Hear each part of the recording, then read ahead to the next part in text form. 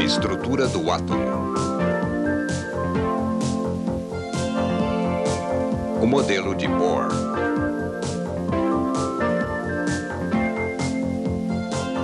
Os problemas encontrados pelo modelo de Rutherford tinham sua origem nas afirmações impostas pela clássica teoria eletromagnética. A clássica teoria eletromagnética dizia que um elétron em órbita deveria emitir radiação.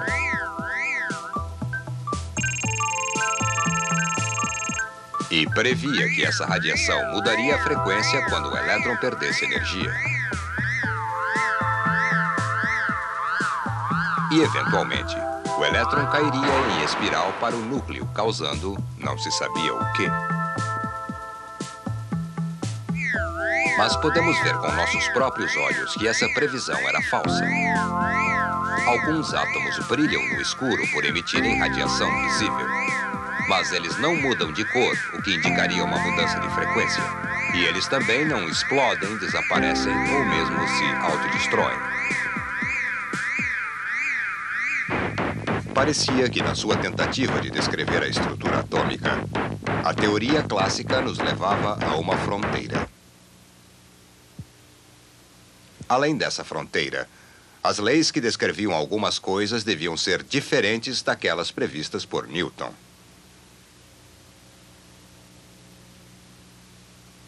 Trabalhando após Rutherford, um brilhante jovem teórico, Niels Bohr, foi quem veio resgatar o modelo atômico de Rutherford. Ele sugeriu que as leis que governam o movimento e o comportamento de grandes corpos e partículas são inadequadas para explicar o movimento e o comportamento dos átomos e dos elétrons. Ele propôs que um elétron em órbita, apesar de ser uma carga acelerada, necessariamente não emite energia. Uma proposta relativamente nova, colocada por Max Planck, que no final do século XIX ocupou a cadeira de Física Teórica em Berlim, deu a Niels Bohr seu ponto de partida.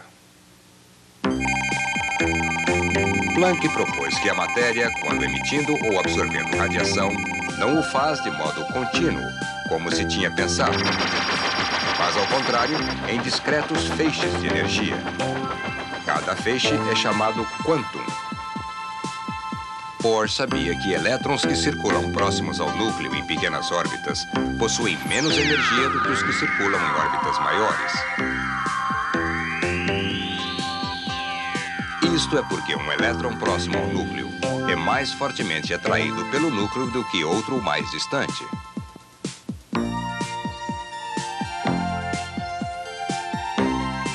Energia é necessária e um trabalho tem de ser feito em um elétron para movê-lo de uma órbita menor para uma maior.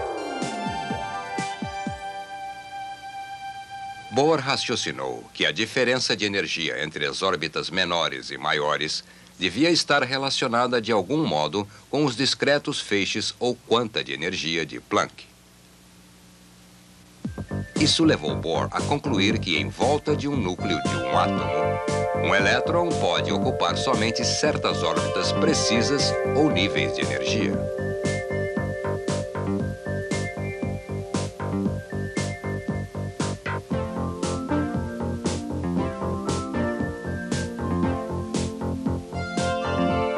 Bohr previu que para o átomo de hidrogênio, os raios dessas órbitas permitidas eram dados por uma equação diretamente relacionada com o número da órbita.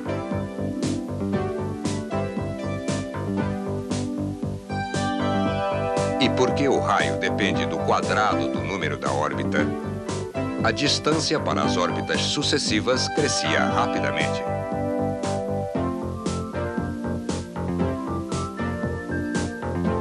Teoricamente, não há limite para o número de órbitas. Bohr desenvolveu uma outra equação para a previsão da velocidade de um elétron em cada órbita.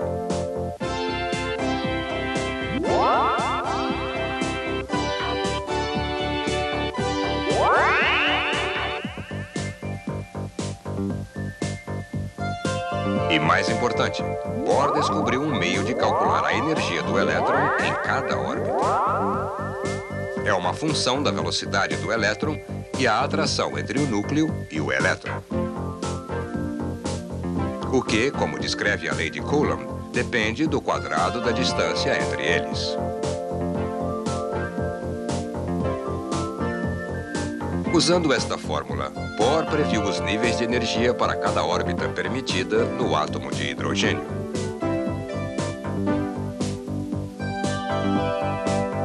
Ao formular seu conceito de estrutura atômica, Niels Bohr ocupou-se inicialmente com o átomo mais simples, o de hidrogênio, que possui apenas um elétron.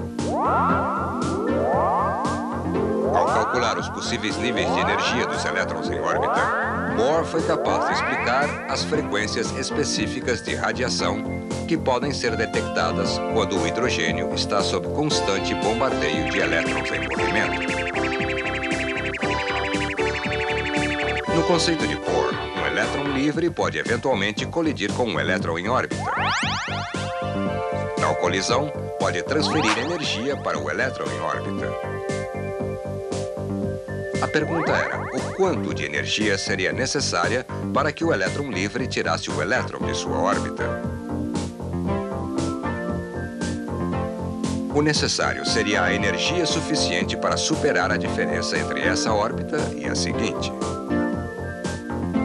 Neste caso, se a energia do elétron que bombardeia é menor que 10,2 elétron-volts, não haverá interação entre o elétron-alvo e o elétron livre.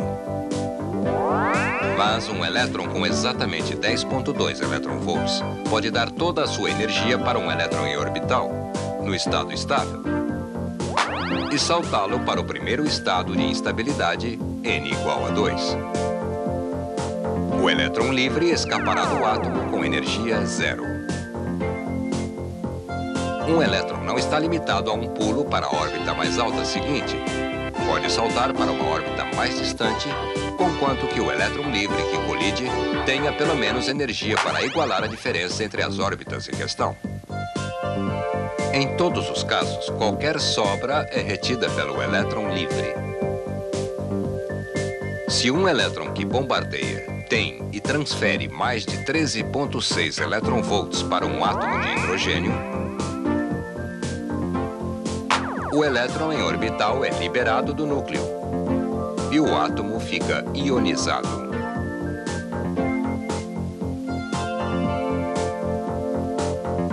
A diferença de energia entre as órbitas é a chave para explicar o espectro do hidrogênio, porque os elétrons retornam rapidamente para órbitas mais próximas.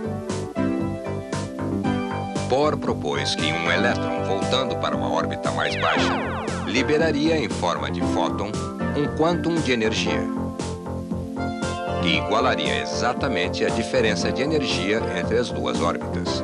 Este fóton é claro, a radiação detectada.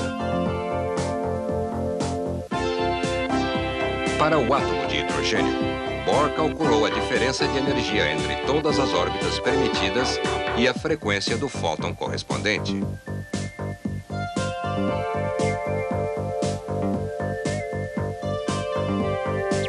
Quão perfeitamente o modelo de Bohr previu o espectro de hidrogênio? Nós descobriremos no programa seguinte. O modelo era com certeza bom o bastante para servir de passaporte para o átomo entrar no mundo da moderna física quântica.